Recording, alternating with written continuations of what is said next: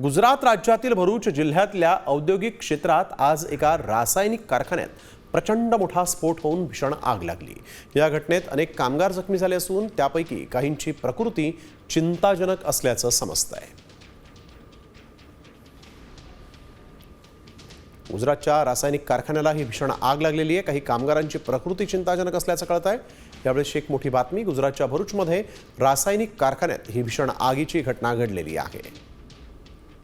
काही क्षणातच या आगीनं रौद्र रूप धारण केलं आणि काही किलोमीटर अंतरावरून या आगीचे प्रचंड मोठे लोट आणि धुराचे काळे लोट देखील पाहायला मिळत होते। या आग विझवण्यासाठी शर्थीचे प्रयत्न सध्या अग्निशमन दल करत आहे। गुजरातच्या भरूचमधल्या रासायनिक कंपनीला एका क्षणात या आगीनं भस्मसात केल्याचं दिसतंय। या ठिकाणी काही कामगार अडकलेले होते, तर काही कामगारांची प्रकृती ही आता गंभीर असल्याची माहिती समोर आली आहे।